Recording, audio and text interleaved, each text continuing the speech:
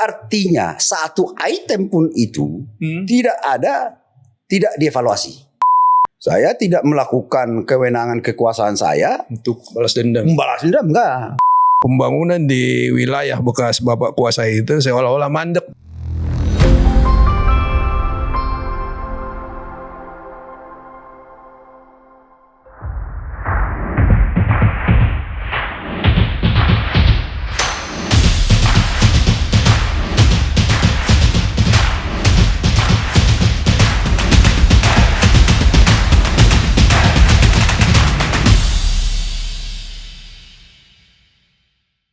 Ada ungkapan bilang, buanglah mantan pada tempatnya.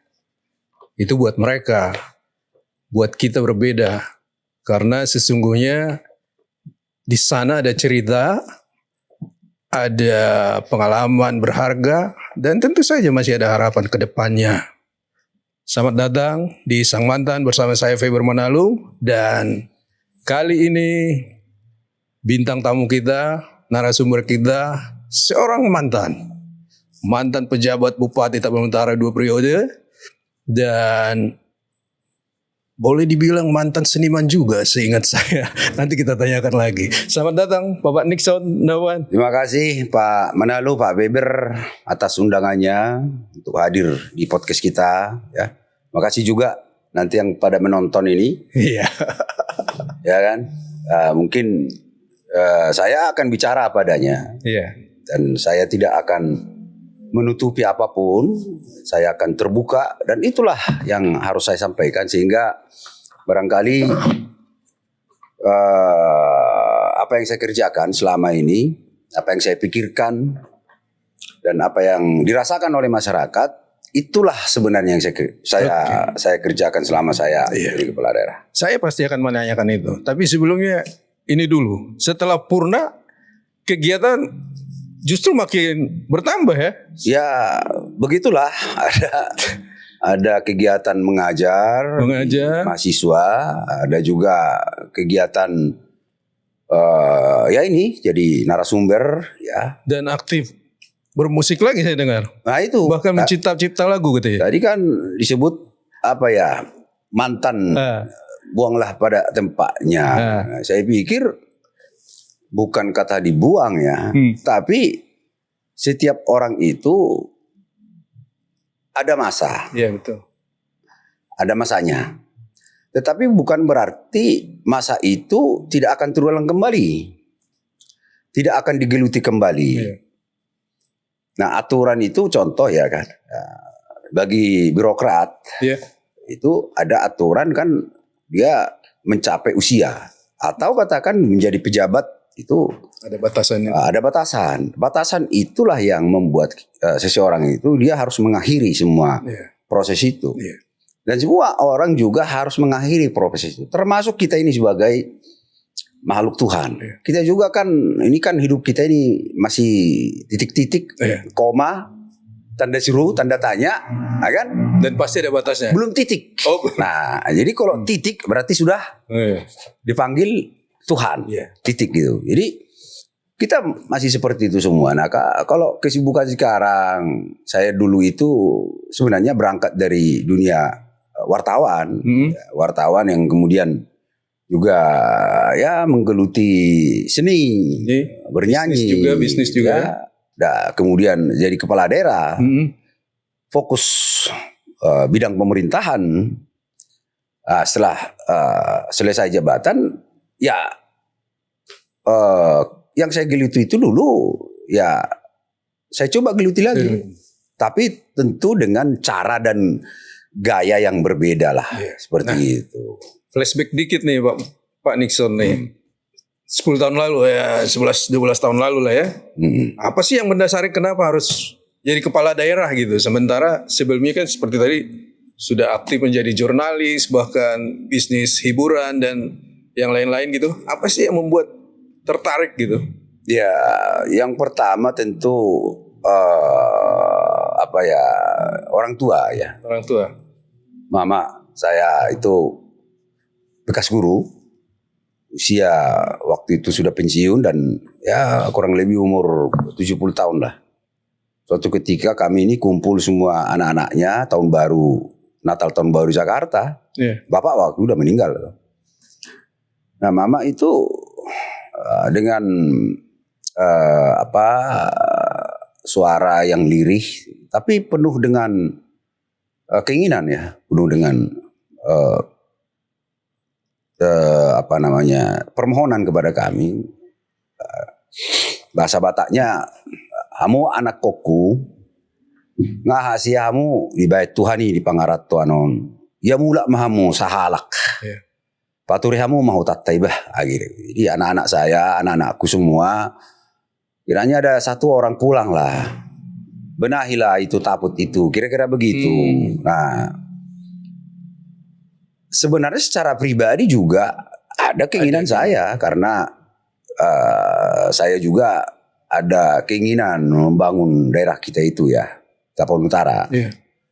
Mungkin karena saya itu wartawan itu, saya banyak menulis tentang profil-profil orang sukses. Saya juga banyak membaca tentang profil-profil orang kepala daerah yang sukses, yang membangun daerahnya, memberikan jiwa raganya kepada daerah. Dan juga membaca tentang pemimpin-pemimpin nasional, tidak hanya Bung Karno, Pak Harto, tapi juga rata-rata di luar negeri seperti itu juga saya perhatikan. Dan saya juga ingin seperti mereka, punya ide gagasan untuk diabdikan kepada rakyatnya, masyarakatnya, yang tentu ide gagasan ini bukan maunya kita, tapi apa yang diderita oleh masyarakat kita itu, dialami masyarakat kita itu, ya itu ingin saya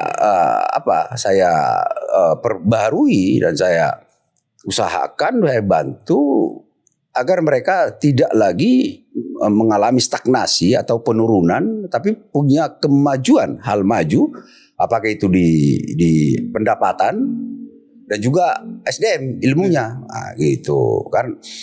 Hanya semua kita kakak beradik waktu itu melihat ke saya. Seolah-olah ya orangnya ini aja, Nixon aja gitu. Ya mungkin dasarnya adalah saya orang organisasi, saya sudah masuk di politik, saya wartawan, dan memang ada keinginan itu untuk membangun daerah itu gitu loh. Nah, itu tadi yang mau saya tanyakan, sebenarnya sudah dijawab juga. Kenapa harus Nixon gitu kan? Karena masih, saya juga kan kenal beberapa saudara-saudara kita ya. Kenapa bukan si Abang atau almarhum Nelson contohnya? Kenapa harus Nixon, Abang? Jadi karena itu ya, pengalaman berorganisasi dan memang di partai politik kan, sudah masuk PDIP saat itu. Iya, dan secara karakter barangkali ini ya, dari kakak beradik memang yang bisa slow, tersenyum walaupun udah sakit, gitu ya. Ya, mereka melihat saya barangkali dan ambil melayani siapapun gitu, tidak tertutup. Tapi kan menjadi kepala daerah ini sangat ini Pak Nixon, berat kan itu ya, banyak godaannya, banyak caciannya, banyak segala macam hal-hal negatif yang apa triknya gitu menghadapi semua itu? Apa karena sudah terbiasa di media tadi tuh? Atau ada awalnya memang saya tidak pernah berpikir akan mendapatkan kata-kata atau kalimat-kalimat atau hujatan-hujatan fitnah. Awalnya saya tidak sampai berpikir itu akan saya alami gitu ya. Paling mungkin ada setuju atau tidak setuju, kira-kira begitulah. Maka ketika maju, udah mulai tuh serangannya luar biasa tuh. Oh, saya dibilang lah, Nixon Nababan ya calonnya. Dia itu kan pengusaha KP. Hal-hal negatif lah. Nggak jauh beda dengan mabuk-mabukan. Nggak jauh beda itu dengan perempuan dan lain sebagainya. Artinya baca itu semua tuh ya? Ngikuti. Maksud saya gini, kan ada waktunya kita istirahat tidur gitu. Itu bagaimana tuh? Kalau saya pribadi itu sampai buat selebaran kan. Nah, itu terjadi, saya ingat betul ketika survei kita naik Jadi survei dari 7 calon kalau nggak salah ya. Awal survei pertama itu dari 7 calon ya kita nomor 6. Ya underboy lah, kita tidak dihitung. Tapi seiringnya jalan waktu, saya turun ke masyarakat, saya perkenalkan diri, visi misi, ya apa yang akan saya kerjakan, seperti apa. Nah, ini naik nih, cenderung cepat naik. Nah setelah kita posisinya unggul, mulai datang itu serangan itu. Nah, tetapi satu hal menurut saya, karena ya harus saya hadapi. Bahkan saya kadang berpikir, wah ini bukan adat Batak lagi kayak gini, gitu kan? Itu dia. Di adat Batak itu kan ada istilah Hitaro Sonari, Hitaro Sogut, Hitaro Aduan. Unang sampai Marsal Puan Hatta, kan gitu ya? Faktanya tidak sebegitu. Artinya, saya berpikir orang Batak itu masih memegang teguh itu. Bahwa kita bersaudara hari ini, besok dan selamanya. Kenapa?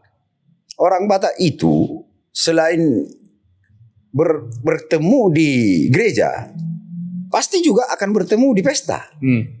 Di mana-mana pasti bertemu. Hari ini kita tidak berfamili, tetapi ketika si X menikah atau apa, bisa aja kita jadi boru di situ, bisa aja kita jadi hula-hula, bisa aja komponen dalam adat itu ada di posisi itu. Maka ketika kita sudah menyakiti, bagaimana caranya kita menyelesaikan adat istiadat?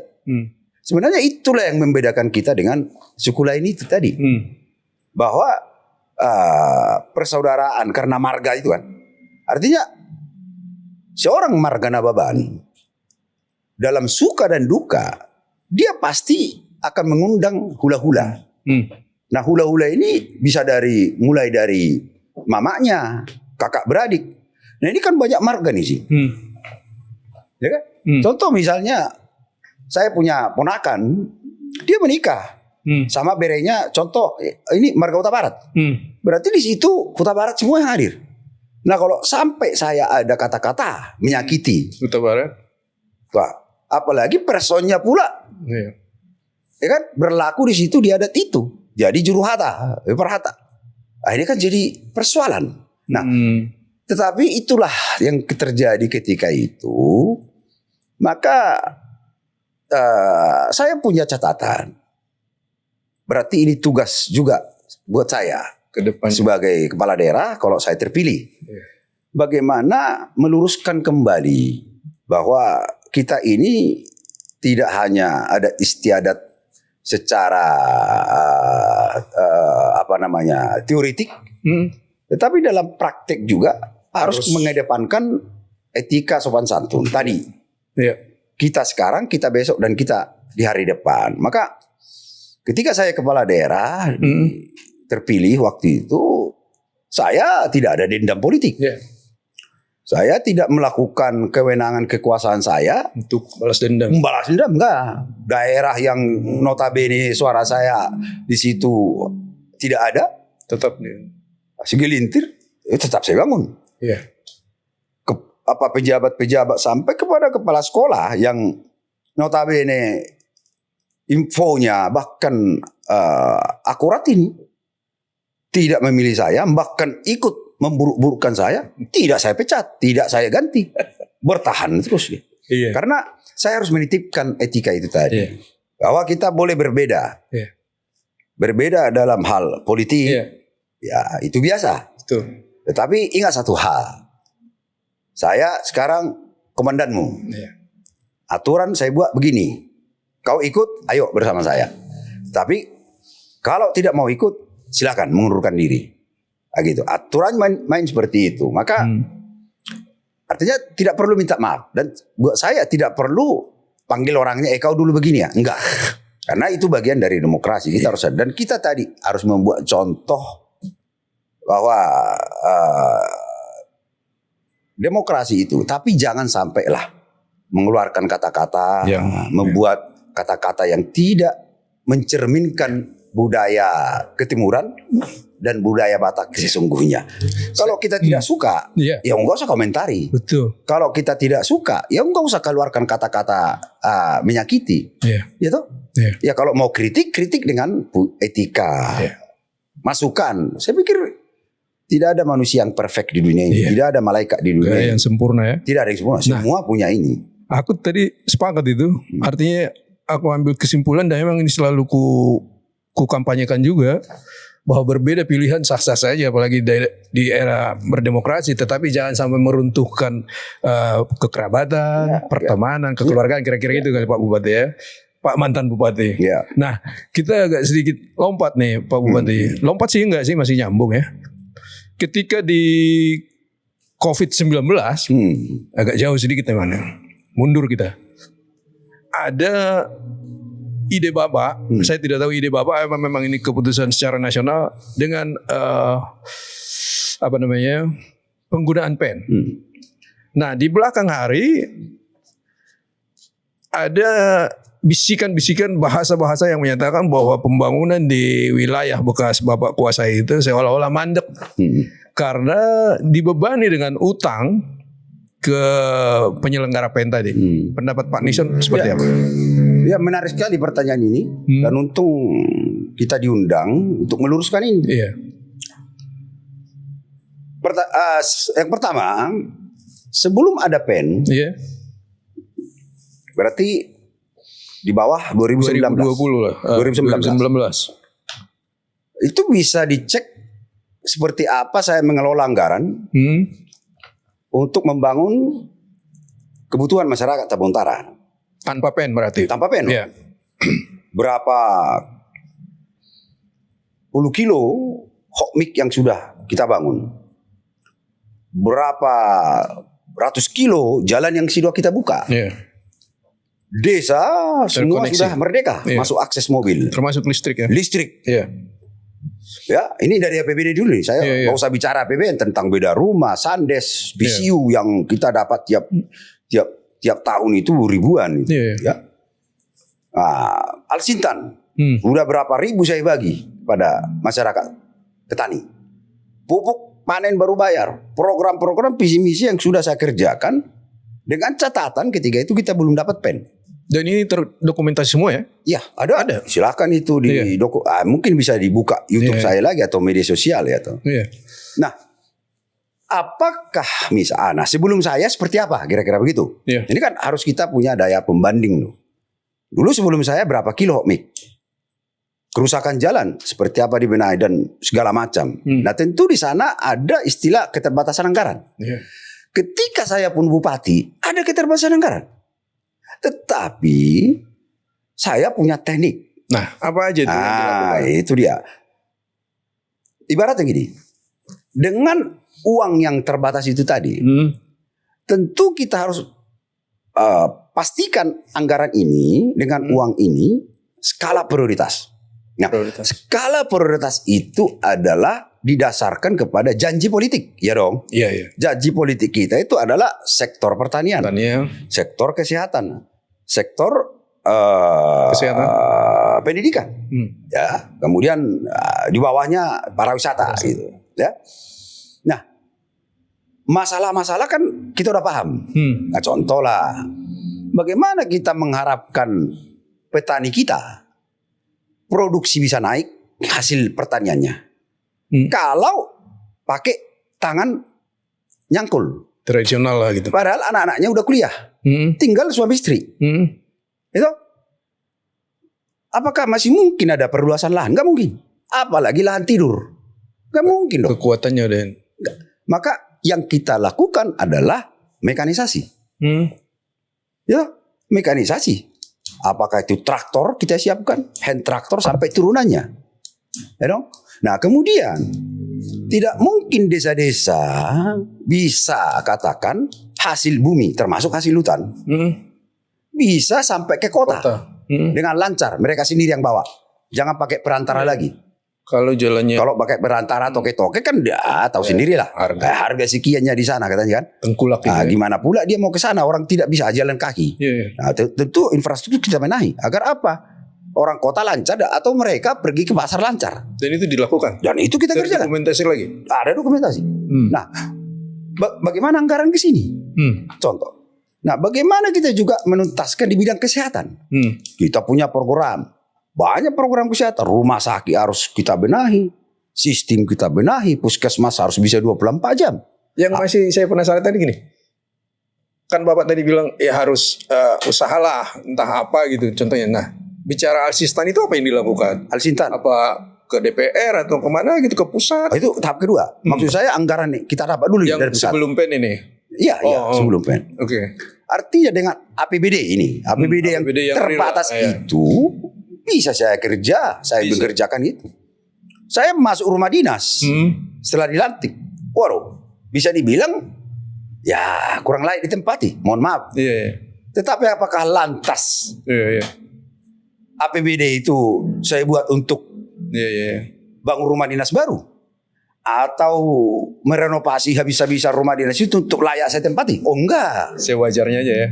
Apakah lantas saya beli mobil dinas? Ketika itu enggak? Oh enggak. Jadi rumah itu dinas baru 2 tahun berikutnya itu kalau nggak salah. Oh gitu ya? Iya. Apakah lantas mobil wakil bupati? Atau rumah dinas wakil bupati? Oh enggak. Yang saya kerjakan tidak pertama. langsung bicara untuk kepentingan pribadi. Enggak. Yang Padahal itu pun sebenarnya sah-sah saja. Sah-sah saja. Tapi karena tidak ada masalah. Ya, tidak ada masalah. Betul. Nah, itu makanya saya bilang tadi bagaimana sebenarnya kita ini secara bijak menggunakan anggaran ini. Karena kita udah janji dong kepada rakyat. Kalau udah janji kepada rakyat, ya penuhilah. Begitu dilantik penuhilah, ya kan? Anak Iraja dong kan? Guru Iraja. Artinya kalau sudah ngomong, jalankan dong. Soal progresnya kapan selesai, ya itu urusan kita. Kita bisa jelaskan ke masyarakat. Saya juga sebagai kepala daerah dulu belum langsung di PAPBD bangun hokmik langsung puluhan kilo, enggak. Ya paling 10 kilo. Ya sesuai dengan anggaran. Sesuai dengan anggaran. Tapi rakyat melihatnya, oh ada janjinya ditepati. Waktu itu sekolah gratis. Waktu itu kan masih berbayar sekolah. SD, SMP, sampai SMA. Masih berbayar. Iya, di 2015 itu sudah gratis ditaput. Yang kemudian kebijakan nasional 2017. Artinya malah dimulai dari kita. Oh ya. Desa, dana desa. Dana desa dulu sudah saya bantu desa-desa untuk percepatan pembangunan desa. Itu anggaran sudah saya masukkan 2015 yang kemudian pemerintah pusat melakukan 2016. Meskipun mungkin namanya berbeda kali ya, tapi tujuannya sama ya. Nah, pertanyaannya sekarang melaksanakan visi misi ini secara bertahap berkesinambungan. Saya ada anggaran dari mana? Kan kira-kira begitu.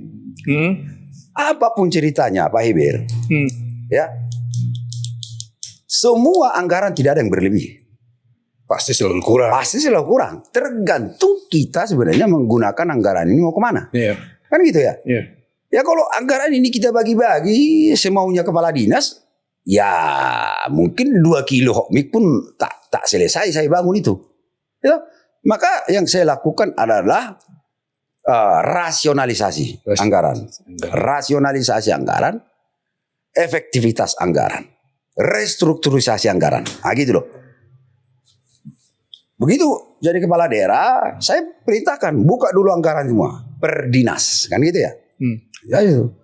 Anggaran pertama dari saya nih, bupati, tang gitu. Nah, ini dari anggaran sebelumnya, sebelum saya toh. Belanja rumah dinas sekian, belanja perjalanan dinas sekian, belanja ini sekian. Kan gitu ini. Buka lagi wakil bupati, buka sekda segala macam. Saya suruh presentasi nih, kepala Bapeda. Bapeda visi misi saya udah masuk, udah. Oke. Buka eksekusi dulu pertama. Untuk melakukan pupuk panen baru bayar. Sekolah gratis, pang. Berapa selama ini anggaran di dinas itu? Sekian. Oke. Masuk semua program visi misi. Ternyata uang kurang. Uang kurang. Apa yang dilakukan? Yang saya lakukan adalah saya sunat dulu anggaran di saya. Yang sudah dibuat kian di situ, pembelian ini, renovasi rumah dinas, penggantian mobil, asbak, penggantian apa ini namanya ini? Horden segala macam itu, potong dulu itu. Potong. Tahun lalu berapa habis anggaran rumah dinas rupanya? 800 juta Pak. Nah, kok kalian bikin 1 M? 800 aja nggak habis. Nah, coba tetapkan itu. Tetap di angka yang sama. Atau enggak kurangi aja. Berapa habis dulu itu aja tetapkan. Iya. Pertanyaannya sekarang adalah kira-kira wakil bupati sampai ke bawah masih mau nggak? Dia apa enggak? Dia rela nggak anggarannya saya potong? Mestinya rela. Nah, kepala-kepala dinas lain juga mengajukan anggaran. Nah, contoh ya, dinas KB, dinas sosial, dinas Pemdes, dinas Satpol PP, di luar dinas urgen yang visi misi itu pada mengajukan dinas nota untuk keperluan dinas masing-masing. Pertanyaan saya hanya cuma satu kepada mereka. Anggaran ini bersentuhan enggak dengan visi misi saya? Enggak Pak Bupati. Ya udah kalau enggak bersentuhan. Kau makan tidur aja dulu ya. Dan besok saya tunggu. Bikin surat ke Kementerian Teknismu permohonan saya. Kirimkan atau buat nanti saya bawa ke Jakarta. Saya akan ketemu dengan menterimu nanti, Teknismu. Saya akan minta anggaran. Saya minta bantuan. Nah, itu. Sengaja dilakukan itu untuk ya, artinya anggaran APBD ini jangan sampai saya bagi-bagi lagi. Nah, ini agak minggir dikit nih pertanyaannya. Keberadaan kadis-kadis ini kan Pak Bupatinya yang menentukan, bukan? Oh ya. Nah, ketika tadi bicara, ya jangan berleha-leha dong ketika lu punya anggaran segini-segini kan gitu. Ya. Pertanyaan kurang ajarnya lagi. Konon katanya kadis-kadis ini juga harus memberikan upeti ke Pak Bupati, kepala daerah untuk dapat jabatan itu. Kalau di Tapo saya pastikan tidak ada. Karena kalau di zaman Bapak. Zaman saya. Iya, di zaman yang lain. Saya nggak tahu yang lain ya. Tapi di zaman saya itu saya pastikan tidak boleh. Karena apa? Karena kalau saya lakukan itu sampai kepala sekolah, ya otomatis lah saya harus kasih anggaran ke mereka. Ya, mereka udah setor uang. Secara logika mereka mengembalikan uang yang mereka sudah setor itu dong. Ya, misalnya jabatannya mereka kasih sekian. Itu kan pasti dari uang tabungan atau minjam. Nah, terus mengembalikannya kalau saya tidak kasih anggaran. Dari mana? Rampok. Nah, bisa-bisa dia berdukun kan. Biar saya sakit. Kan kira-kira begitu. Tapi jiro pungutan jabatan, saya kerjakan dong. Agar apa? Dia tidak kecewa ketika anggarannya saya sunat. Dia tidak marah ketika anggarannya saya nolkan. Malah saya suruh dia buat proposal. Ayo kita ke kementerian. Ayo nanti ke DPR RI. Biar saya yang maju. Biar di kementerian itu bisa turun nanti bantuan. Contoh misalnya kepala dinas bencana alam, kepala badan. Maka saya anggaran saya kosongkan. Walaupun kita bencana alam. Karena saya tahu ada uang di sana. Di kementerian itu. Saya bawa proposal. Akhirnya datang bantuan berapa puluh M. Masuk ke kita. Untuk digunakan penanganan bencana. Kayak gitu lah. Nah, artinya di situ adalah kita ini berperan seperti ibu-ibu, seperti oma-oma. Demi anak-anaknya gitu ya. Gaji suami sekian ya, anak-anak sekian. Gitu. Nah tentu kita harus bisa bagi-bagi ini. Mana yang duluan kita kerjakan. Kalau kemampuan kita masih bisa menyekolahkan anak kita satu kuliah, ya udah. Kita ngomong kepada anak yang lain ini, ya udah nak ya, biar abangmu ini tamat dulu, kalian istirahat dulu. Karena kalau kalian semua masuk, satu pun tak jadi.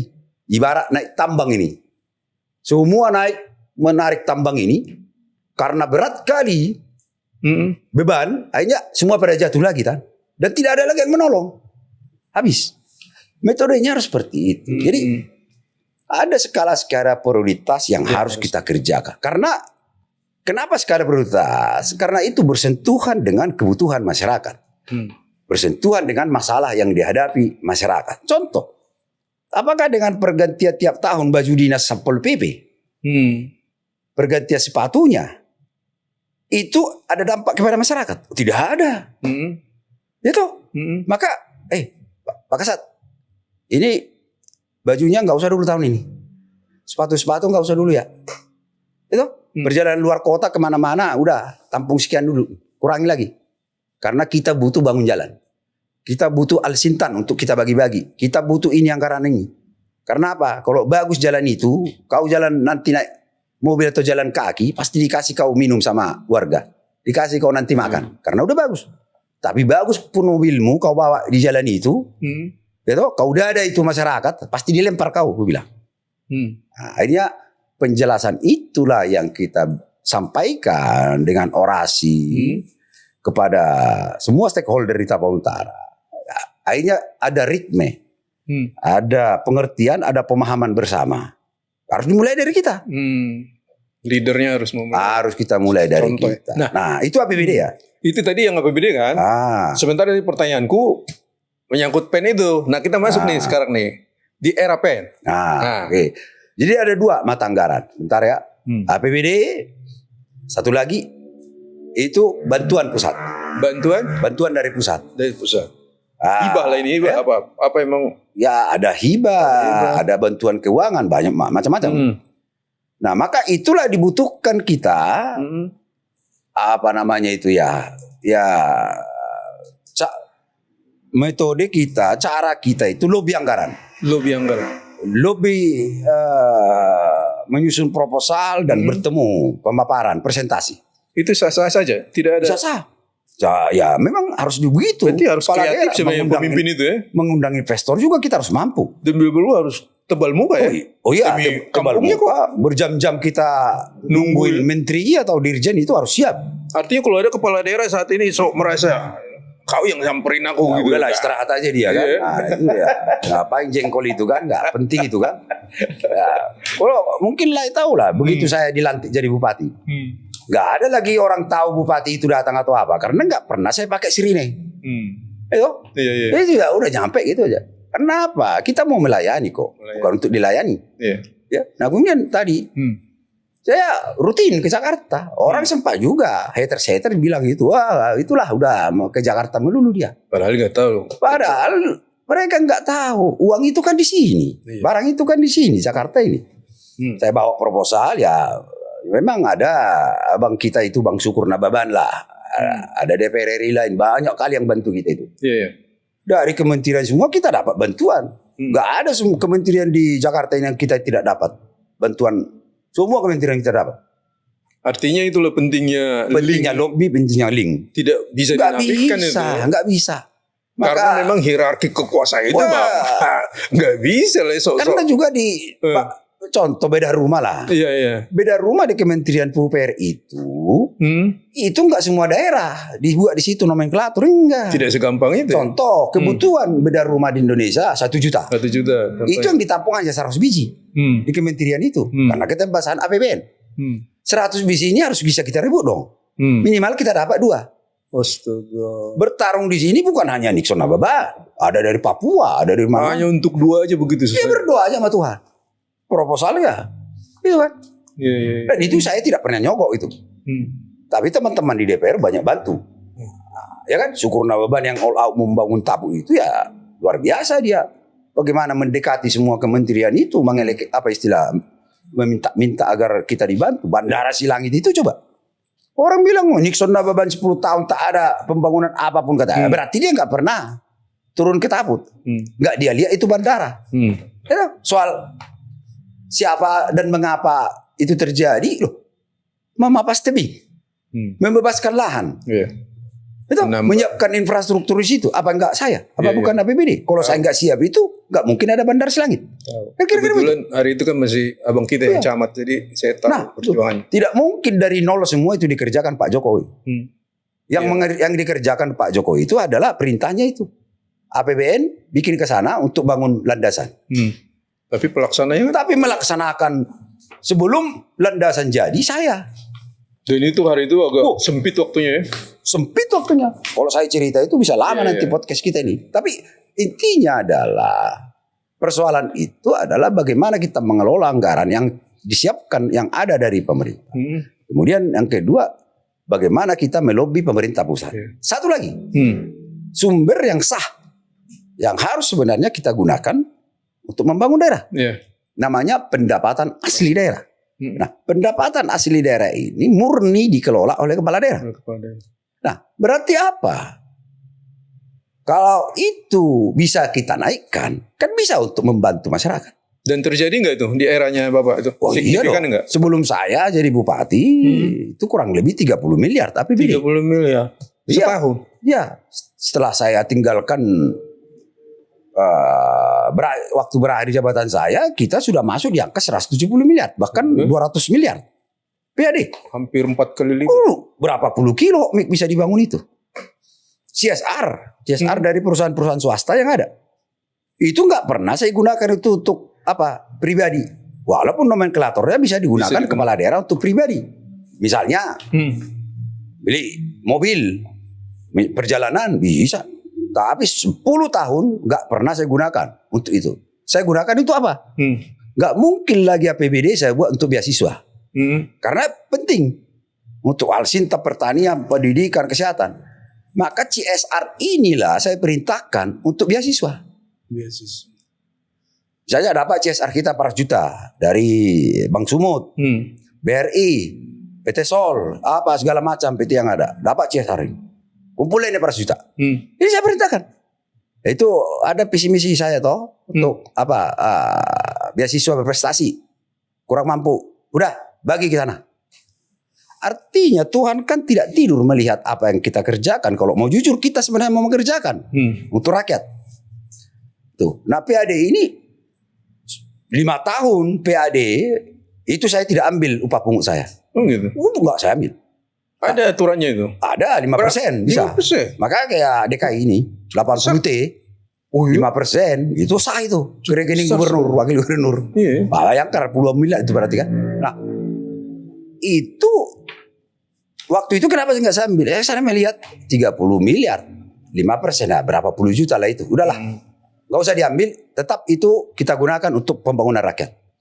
Nah, waktu periode kedua saya dilantik, saya terpilih. Ketika membacakan di hari jadi progres pembangunan Tapal Utara, masuklah itu PAD.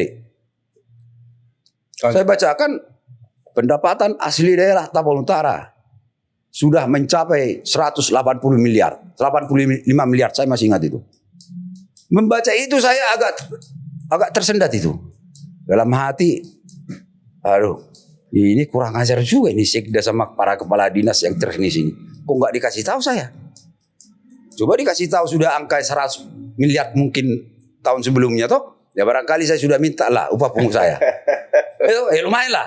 Dapat 30 juta setahun. Lumayan lah dengan kan gaji saya cuma 6 juta. Nah itu saya tanyakan baru sebenarnya. Jadi sebenarnya gaji bupati itu berapa sih? 6 juta 100. Tunjangannya berapa? Nggak ada tunjangan, udahlah. Nggak jangan harap-harap itulah. Paling berharap dari PAD. PAD tinggi kita dapat tinggi. Tapi itu pun nggak diambil juga itu 5 tahun.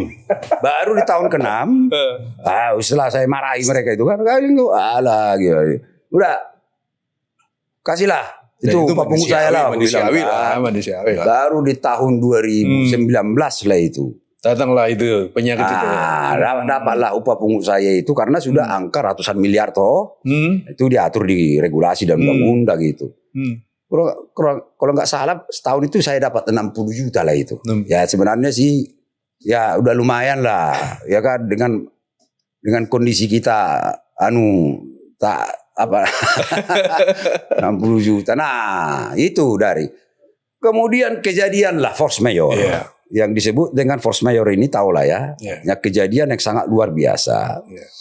Yang membutuhkan energi, membutuhkan kebijakan, aturan yang harus segera ditangani. Kalau enggak, pada mati orang. Nah, itu yang namanya COVID-19. Nah, mungkin kita udah lupa kejadian itu. Ya toh, ya orang manusia ini kan gampang lupa sebenarnya. Makanya pada banyak sok jago. Banyak yang karena lupa itu, itu kan. Kalau kita ingat itu zaman itu, kita nggak bisa keluar rumah. Ke ladang aja dilarang. Pesta semua dilarang. Aktivitas kosong, nol.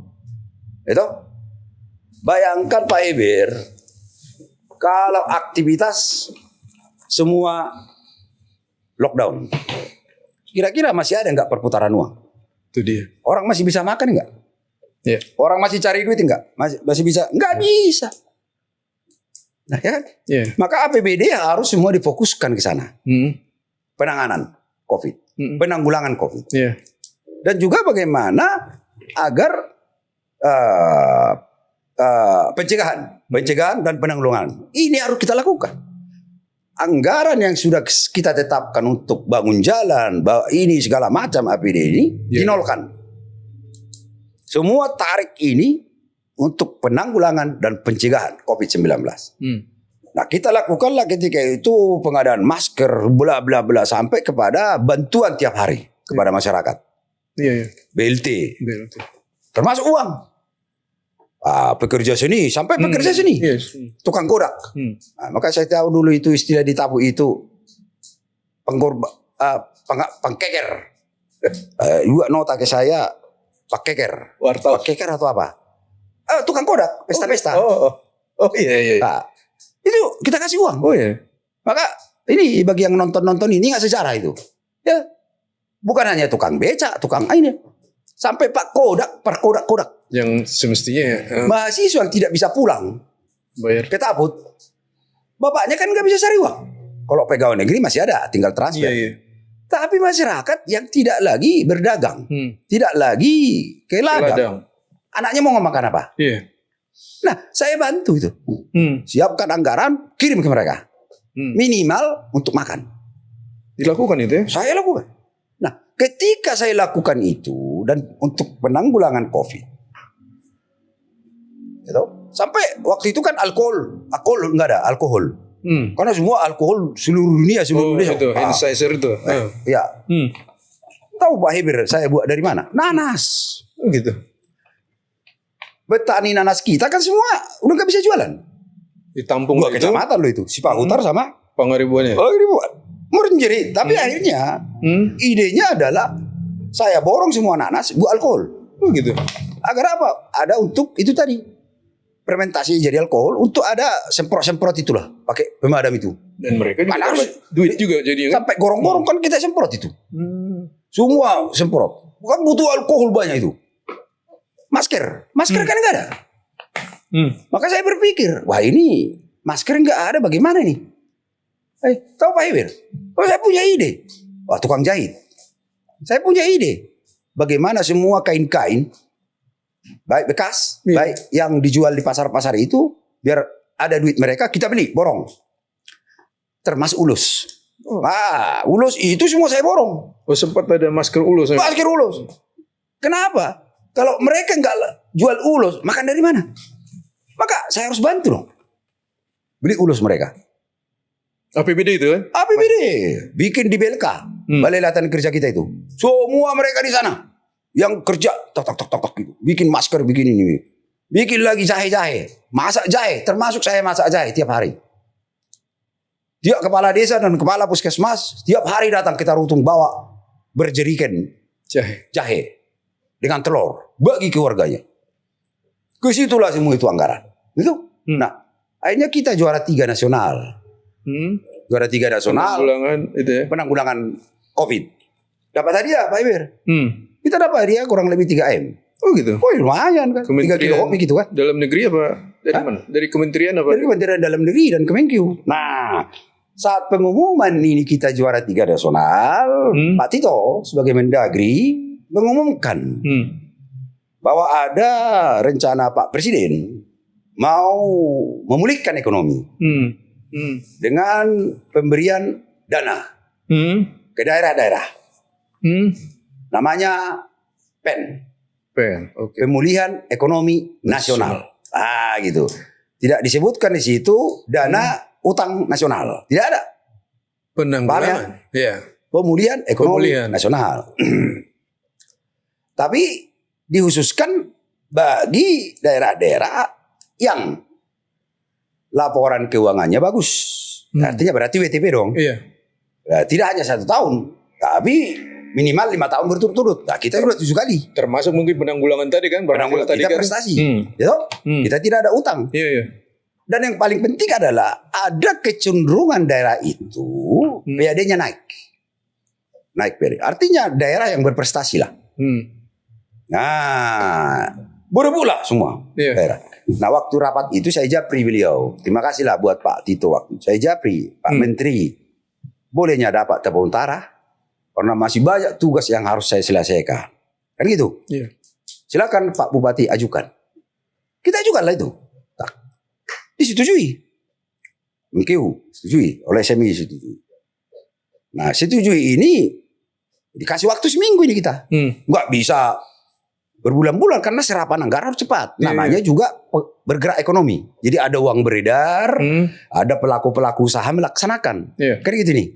Jadi ada transaksi di daerah itu sehingga ekonomi berputar. Kira-kira begitu. Karena udah lebih hampir setahun sejiwa daerah di Indonesia tidak ada uang berputar karena semua lockdown kan.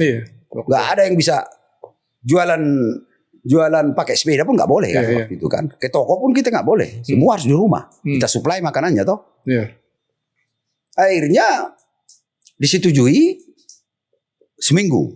Bayangkan seminggu saya menyusun kemana arah pembangunan.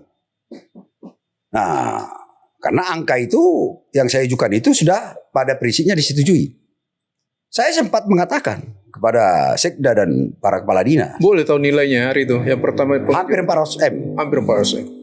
Tolong ini semua digunakan untuk yang pertama. Hokmik semua aja, seluruh Tapal Utara. Yang belum di hokmik, perkerasan semua. Yang sudah ada perkerasan, lapen dulu. Semua anggaran ke sana dulu. Nah, ternyata setelah dilakukan evaluasi, hokmik, pemilik hokmik tidak sanggup mengerjakan 400 M. Tidak sanggup mengerjakan 100 M. Karena hanya waktu itu 3 bulan. 3 bulan. Ini harus terserap. Mereka sanggup hanya kurang lebih 60 atau 70 M. Berarti ini kan masih lebih. Oke. Lakukan rabat beton. Lakukan perkerasan. Berapa lama? Nah, dari hasil laporan ke saya, ya 3 bulan bisa dikerjakan ini Pak. Hanya sekian kilo. Oke, apalagi ya sesuai juknis. Itulah itu yang keluar. Semua sesuai juknis.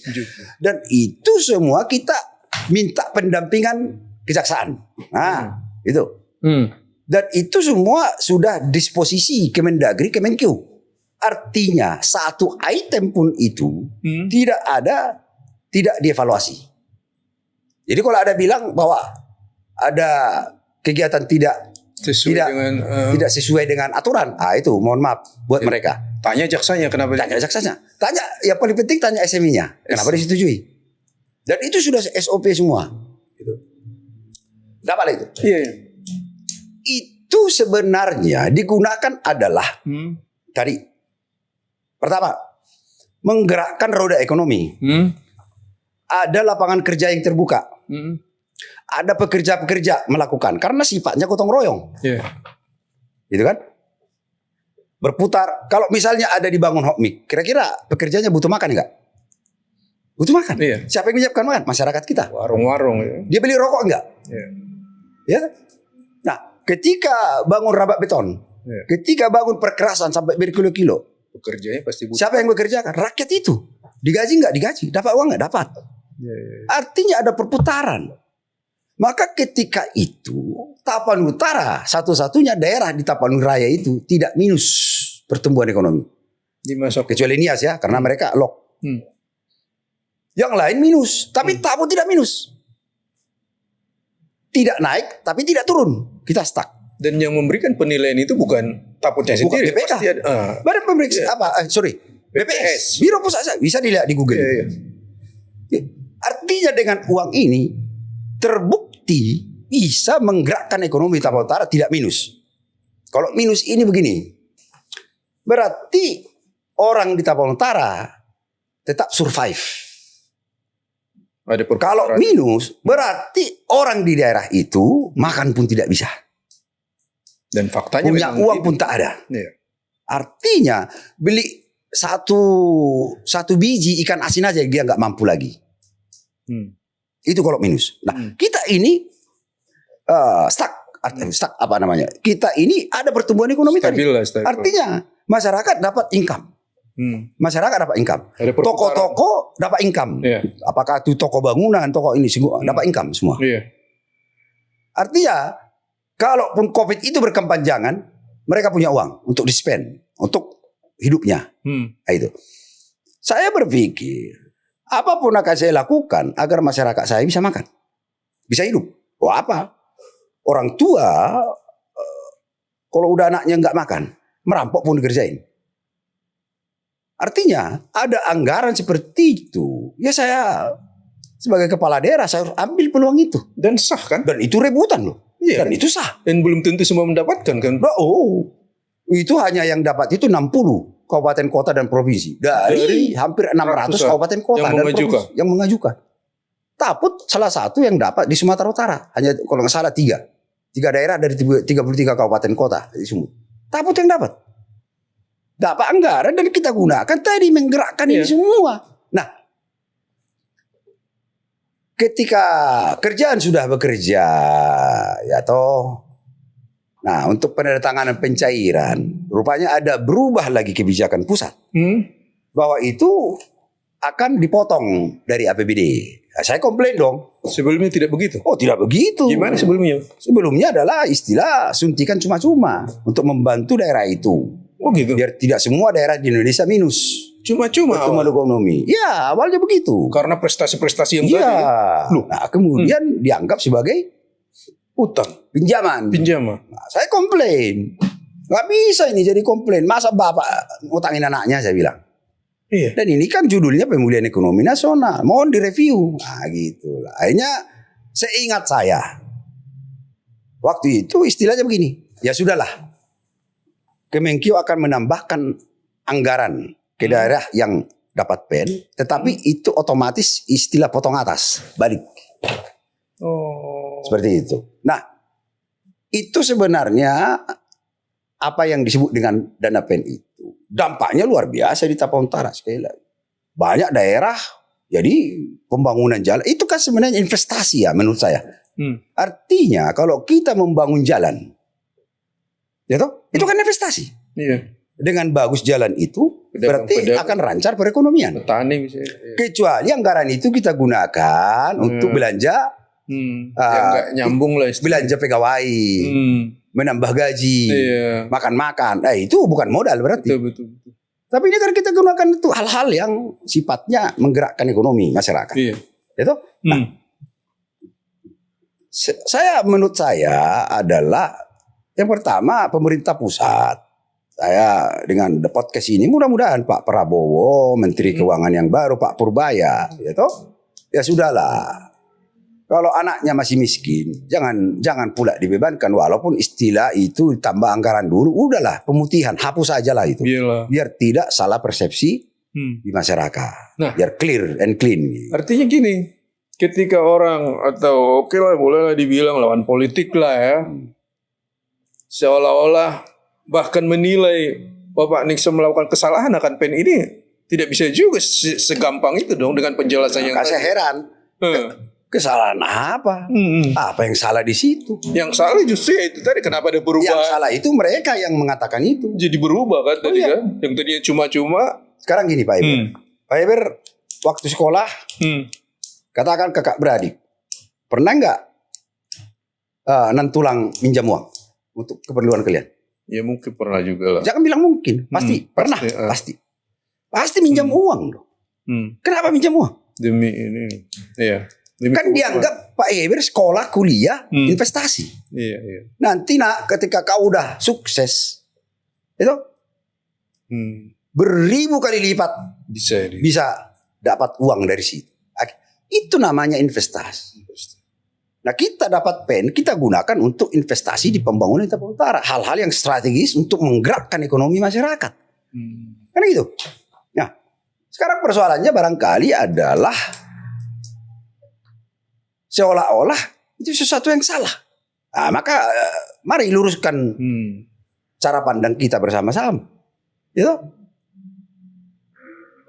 Gak mungkin pemerintah pusat membebankan dikembalian sekian dari padahal kita tidak punya uang, tidak punya APBD, tidak ada lagi anggaran, nggak mungkin. Apa iya menurut Pak Heber? Semua daerah itu kan ada apa namanya itu laporan keuangannya. Semua daerah itu pasti ada kebutuhan karena ada musrembang desa, kecamatan, kabupaten, ada tingkatan musrembang. Artinya kebutuhan daerah itu kan ada semua nih. Gak mungkin dong Menteri Keuangan tidak memberikan anggaran ke daerah-daerah dengan kebutuhan masing-masing, dengan persoalan masing-masing. Gak mungkin. Tetapi paling tidak apa yang prioritas. Masa kalau kita minta anggaran untuk kenaikan insentif, minta anggaran untuk bikin upacara nasional, minta anggaran untuk bikin hari jadi dengan mengundang Bon Jovi. Nah, itu mungkin Menteri Keuangan coret itu. Ya. Atau kita minta untuk membangun beda rumah, membangun jalan sampai tuntas tahun ini dengan 100 kilo. Nah, mungkin Menteri Keuangan nggak kasih itu. Karena enggak. Kan ada harus logik. Iya, logikanya. Sesuai kemampuan anggaran pusat kan kira-kira begitu. Nah, ini kan butuh kemampuan kita sebagai pemimpin visi misi. Satu-satu harus kita lihat dong, kita baca, kita lihat gitu loh. Satu-satu. Barang namanya juga manusia kan ada satu dua yang alpa. Di Bapeda. Ada itu. Gak ingat dia. Itu ada juga SDM kita ini gak ngerti cara menginput. Ada itu Pak Emir. Dia gak ngerti input. Padahal sudah ada anunya. Sudah ada sebenarnya modulnya ada nih. Tinggal input. Tapi dia paksakan kalimatnya sendiri. Dia tidak tahu arti dari nomenklatur itu. Buatnya begini. Turunannya begini. Tapi dia gak paham. Asal jadi. Akhirnya apa? Ketika pengesahan APBN. Barang itu gak masuk. Karena tidak ada nomenklatur. Banyak daerah begitu. Saya pernah ngalami juga itu. Maka saya tahu. Maka ketika tahun kedua itu saya perhatikan satu-satu. Detail ya. Sudah sesuai enggak modulnya ini? Sudah sesuai enggak nih? Logik enggak saya minta anggaran sekian? Enggak mungkin dong ini. Dalam 1-2 tahun selesai persoalan infrastruktur. Enggak mungkin dong pemerintah pusat. Daerah lain di Indonesia juga salah. Butuh yang sama. Karena kira-kira begitu. Nah, betul. Nah itu menurut saya agar kita luruskan itu, teman-teman saya ya biar kita tidak berdosa, tidak berdosa menuduh atau membuat fitnah dan lain sebagainya. Nah kita tinggal bersatu padu berdoa kita bersama-sama. Samanya daerah kita Tapong. Saya masih cinta, saya sangat cinta sekali Tapong Utara. Kalau bisa lebih dari 10 tahun saya akan kerjakan apapun membangun Tapong Utara. Ya, kalau Tuhan mengizinkan. Di sisa hidup saya ini, saya akan bangun Tapong Utara. Bukan sebagai bupati. Mungkin dengan kapasitas lain. Berdoalah kita sama-sama. Nah, gitu. Kan pengalaman 10 tahun. Ya tentu tahulah turun naiknya, jurangnya, apa yang segala macam udah pengalaman kan. Kira-kira ada nggak saran Pak Nixon untuk ya kepala-kepala daerah yang sekarang lah, khususnya di wilayah kita Tapanuli sana gitu, bagaimana membuat daerah ini supaya cepat berlarinya seperti daerah lain gitu. Ada nggak? Boleh dong sebagai senior gitu. Ya menurut saya pikir bagaimana menempatkan orang-orang yang punya pengalaman di dinas masing-masing. Iya. Dan jangan malu copy paste. Atau mengembangkan apa yang sudah ada itu. Iya. Selama keberlanjutan itu lah itu. Tinggal kembangkan aja, saya pikir. Itu artinya kalaupun jargonnya katakan jargon waktu itu misalnya A. Tapi kalau B itu kita lihat ternyata bagus, ya kenapa kita tidak kerjakan sejauh itu untuk kepentingan masyarakat. Kan juga secara politik kan kita jadi kuat. Ya, terlalu gengsi lah ya gitu. Jangan gengsi dong, ya kan? Kan juga jabatan itu 5 tahun. Waktu itu cepat. Saya pikir rakyat melihat kita. Kalau kita memprioritaskan kebutuhan mereka, ya walaupun tidak sepenuhnya kita bisa wujudkan, mereka pasti paham kok itu. Kan apalagi sekarang kan masyarakat udah makin cerdas. Iya. Berkunjung ke masyarakat itu, ya sudahlah kita berkunjung serap aspirasi. Nah, saya sering berkunjung kan 2 kali seminggu saya pasti turun sekali seminggu pasti saya nginap di desa-desa. Jangan salah Pak Ibir. Saya pulang dari sana selain habis uang sawer-sawer, manortor, yaitu saya harus bawa proposal minimal 20 dari tiap desa ini. Ada minta Alsintan, ada minta ini. Tapi nggak mungkin kalau semua saya penuhi permintaan desa itu habis anggaran. Balik lagi skala tapi prioritas. minimal satu dari proposal itu tiap tahun saya eksekusi. Dan mereka berterima kasih kok. Ya kan? Misal mereka usulkan jalan 10 kilo. Ya udah saya tampung 1 kilo. Yang penting ada progres lah. Jangan bohong itu aja. Ya kan? Kayak kita janjikan bantuan buku. 10 buku per siswa contoh. Ya udahlah kasih 1 buku dulu lah. Orang rakyat itu tahu kok. Ya kan? Jangan sampai janji sekian ini pun tak. Bahkan dibahas pun tak. Iya, seolah-olah kan, lupa gitu ya. Saya itu mungkin karena diminta saran toh. Iya. Saya nggak mungkin diam kan kalau saya diminta oleh host saran. Loh, kalau saya diam nanti seolah-olah saya menghindar gitu ya. Menghindar atau tak mau memberikan pendapat yang baik menurut saya. Ya sudah, gini nih. Konteksnya kan Taput, bekas kekuasaan kan.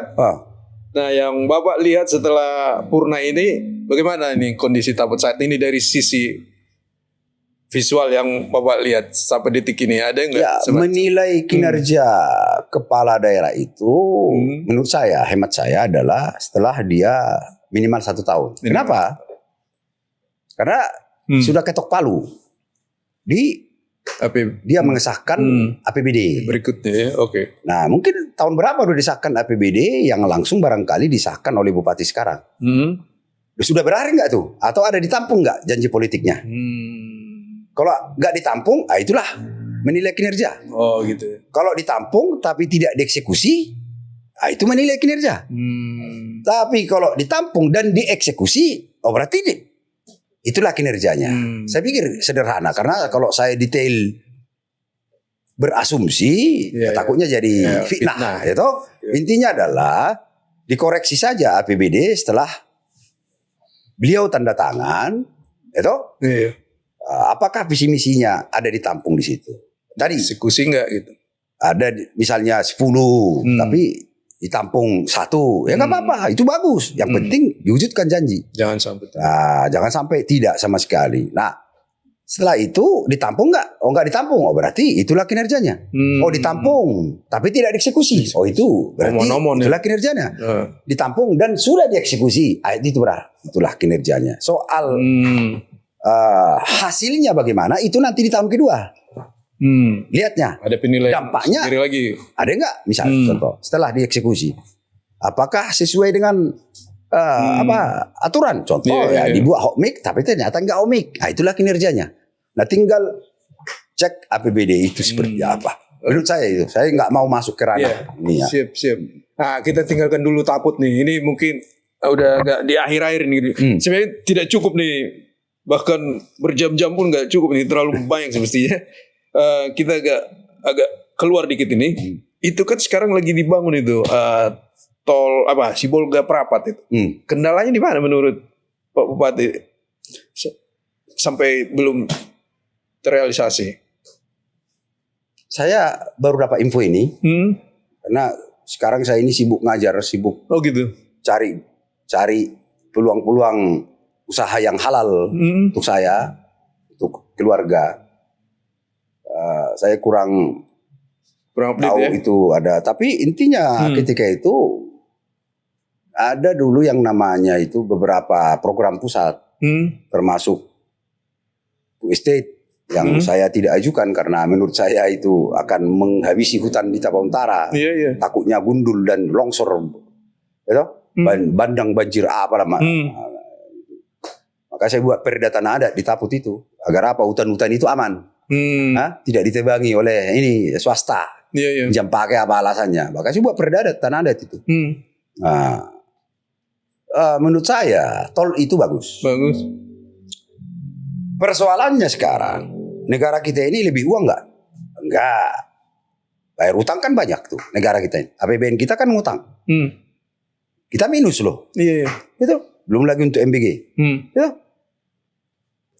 tol itu apakah sudah prioritas? Kalau saya ini bicara tentang manajemen risiko, itu enggak. Menurut saya belum prioritas. Yang kedua, kalau kita bicara perencanaan publik, menurut saya itu belum bisa diimplementasikan. Karena apa? Arus lalu lintas belum sepadat di Jakarta ini, belum sepadat di Kota Medan. Maka yang bisa dilakukan pemerintah pusat, kalaupun ingin memperbaiki, kualitas jalan diperbaiki, kualitas jalan yang ada diperbaiki, termasuk volume jalan ditambah dikit, perluas dikit, ditambah dikit, sama rest area. Nggak usah bangun tol. Ya berarti dari utang nanti. Utang dari mana? Dari luar negeri. Yang menikmati bunganya siapa? Orang luar negeri. Ya enggak? Iya. Tapi menurut saya itu, kalaupun harus dibangun tol, tidak bisa darat. Harus layang. Oh gitu. Iya dong. Agar apa? Itu kan di Tapanuli Utara, tanah warga itu, permukiman itu kan sedikitnya yang flat itu. Bahkan banyak rumah-rumah di Tapu ini kan di tepi jurang. Nah kalau sampai kena ambil lagi tuh, kasihan sekali lah. Nah maka itu, kalaupun harus dibangun tol dari Parapat, menurut saya itu adalah tol jembatan, tol seperti jembatan layang. Jadi pakai tiang pancang yang hanya memakai diameter 2 meter, diameter 2 meter, seperti apa jalan layang di Amplas itu sama di Kota Jakarta. Sementara biayanya itu pasti lebih besar. Jadi tidak akan berekses kepada masyarakat. Tidak merugikan masyarakat. Orang lahan untuk masyarakat kita. Pasti biayanya kan lebih besar. Dan biayanya lebih besar. Pembebasan lahan lah. Pengerasan tanah. Bela-bela. Tapi kalau apa itu kan tinggal pasang-pasangnya itu. Tak. Lebih efektif dan efisien. Nah, itu menurut saya. Kita tinggalkan itu. Ya. Provinsi Tapanuli. Kenapa enggak jadi-jadi ini? Apa persoalannya? Persoalan sebenarnya saya udah pernah usulkan itu sebenarnya. Kenapa tidak kita ikuti caranya Bangka Belitung? Bangka Belitung itu DPRD tingkat 1, DPRD tingkat 2 itu tidak setuju Provinsi Bangka Belitung. Bahkan DPR RI. Tapi rakyatnya demo di Sudirman ini 2 hari berturut-turut. Iya makanya kok. Akhirnya Mahkamah Agung ketok palu, sah jadi provinsi katanya. Nah, ya sudah lah. Nah, sekarang kan udah masuk jadi prolegnas di DPR, udah itu. Nah tinggal ini sudah dibikin Pak Mendagri enggak? Sudah jadi apa enggak? Nota dinas kepada Presiden untuk jadi perpres. Nah kalau jujur aja, anggaran negara sekarang memang betul terbatas. Tapi saya ya ini jangan diartikan pula ini jadi Onyx semua gubernur. Ayah hati-hati loh ya. Saya ingin Tapanuli itu jadi provinsi. Kenapa? Satu, sejarah loh. Satu-satunya residen zaman Bung Karno.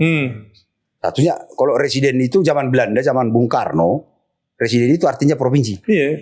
Satu-satunya residen provinsi zaman Belanda, zaman Bung Karno yang belum jadi provinsi hanya Tapanuli. Yang lain udah jadi provinsi. Faktor sejarah. Yang kedua, luasnya Sumatera Utara, 33 kabupaten kota. Ibu kotanya di Medan pula. Bagaimana itu seorang gubernur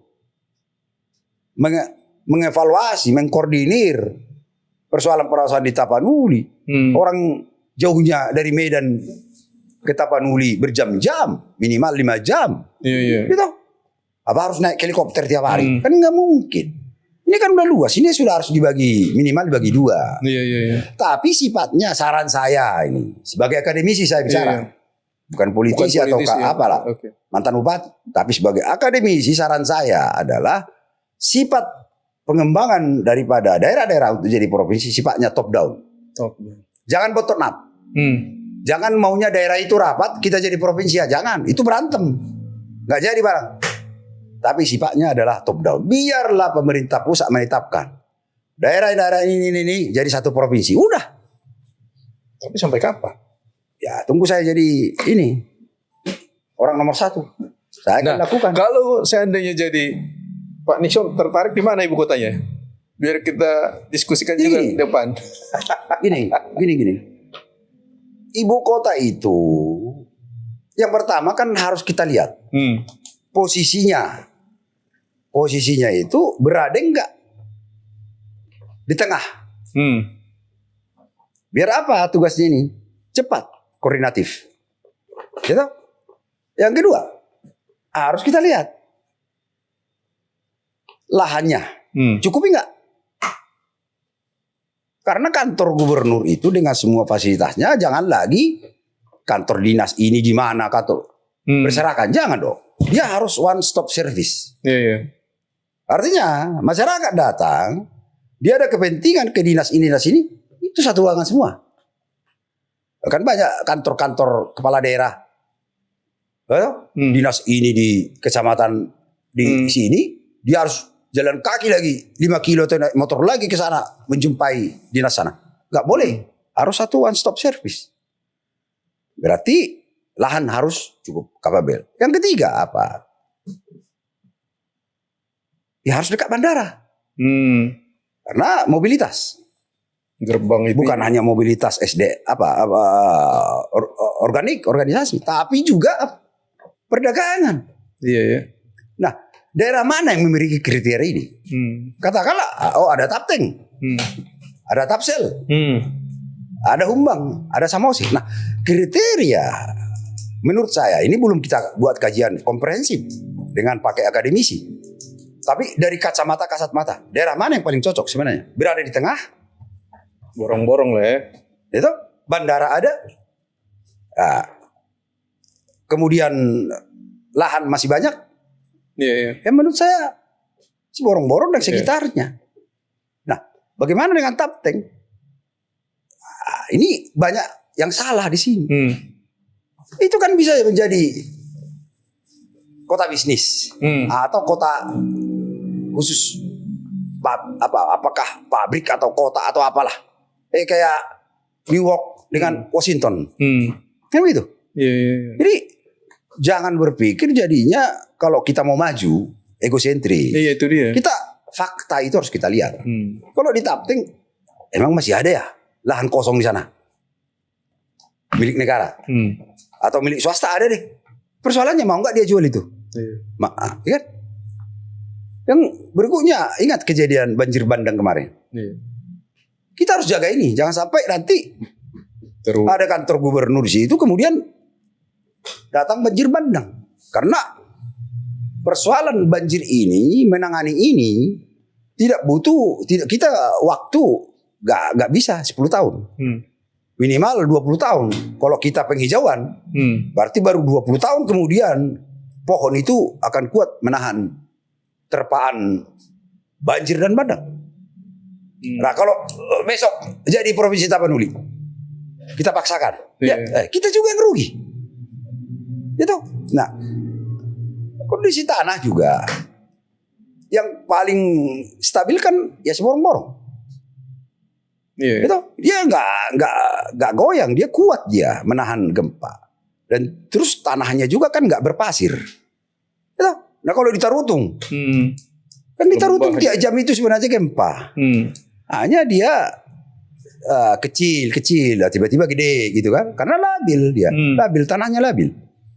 Nah, kita kan di kitab suci kan dikatakan itu, bangunlah rumahmu di atas tanah berbatu. Jangan bangun rumahmu di atas pasir. Kan gitu. Nah, ini kan harus uji komprehensif seperti. Nah, kalau misal Tapteng ada siap lahan, terus bagaimana pelayanan masyarakat Humbang? Bagaimana pelayanan masyarakat Kabupaten Samosir? Bagaimana pelayanan masyarakat Tapal Utara? Apakah cepat? Enggak, lama katanya. Nah, itu mungkin harus goodwill bersama, komitmen bersama, kesadaran. Dan saya pikir juga kalau dibuat analisa dan dijelaskan dengan baik kepada 4-5 kabupaten dan kota itu, pasti everybody menerima. Yang penting dijelaskan dengan baik.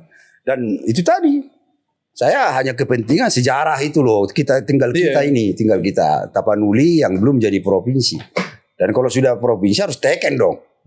Kalau sudah jadi provinsi, tak berhasil barang ini dalam 25 tahun menghidupi diri sendiri, balik lagi jadi Provinsi Sumatera Utara. Berani seperti itu kita. Dan kalau jadi, tentu masih ada keinginan kan untuk comeback ke politik dong. Saya masih orang politik.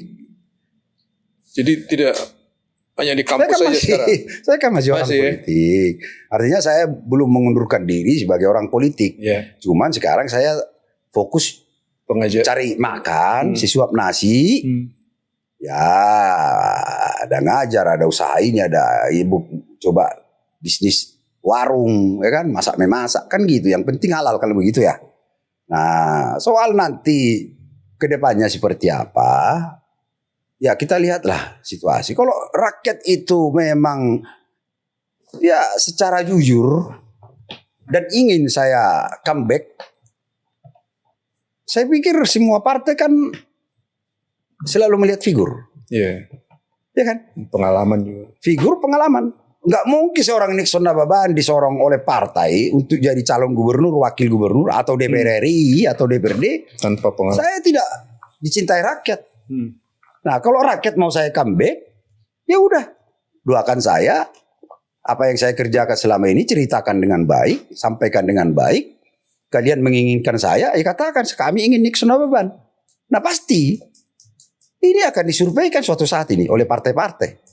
Ada survei mereka, siapa yang cocok jadi legislatif, siapa yang cocok jadi ini, siapa yang cocok jadi gubernur.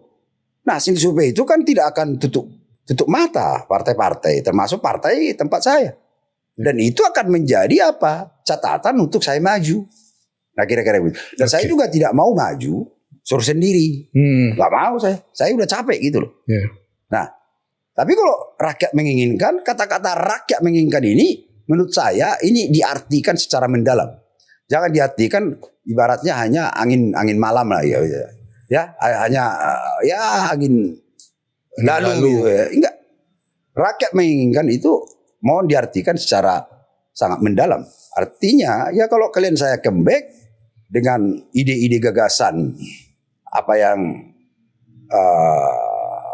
menyerap dan juga mengeksekusi persoalan-persoalan sehingga kita maju bersama, doakan dukung saya, dan ketika konstelasi kontestasi berlangsung 5 tahun ke depan ikut ya bukan saya ikut, tapi kalau rakyat meminta saya ikut, tapi saya lihat dulu rakyat ini jangan jumlahnya 1000 tapi yang menginginkan saya 5 orang. Oh nggak mau saya.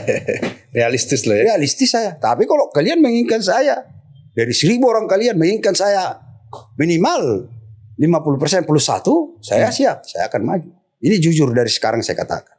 Itu karena budaya juga budaya kita sukses, kita berhasil duduk dalam satu jabatan dengan mengandalkan uang, saya nggak mau. Padahal itu tidak baik dalam pendidikan politik. Tetapi ketika saya sudah duduk, didukung oleh rakyat, itu baru enak tuh. Saya tidak melaksanakan janji, tidak bantu rakyat, ditijuri pun, didudai saya di jalan itu, saya siap terima itu. Kira-kira begitu. Oke. Perbincangan yang sangat menarik dan seperti saya bilang tadi, tidak cukup waktu sejam bahkan berjam-jam ya. Mungkin kita ketemu lagi Pak Nixon di next program, next episode ya. Jadi singkat cerita penonton Sang Mantan bahwa Pak Nixon 10 tahun menjadi pemimpin, artinya boleh kita simpulkan menjadi pelayan sejati, bukan minta dilayani dan tidak ada kong kali kong dengan baik itu pemilihan kadis-kadis, camat segala macam dan bahkan kepala sekolah seperti banyak beredar di luar sana. Bagaimana keterlibatan seorang kepala daerah untuk mendudukkan seseorang di dalam jabatan tertentu dengan upeti-upeti Pak Nixon tidak melakukan. Kemudian yang terakhir beliau juga sangat mendukung dengan kehadiran Provinsi Tapanuli dan kita doakan beliau ikut berkontestasi di depan sana. Oke, sampai ketemu. Penting sehat. Yang penting sehat itu yang utama. Oke, terima kasih Pak Nixon. Sama-sama, terima kasih. Sampai ketemu episode berikut. Ya.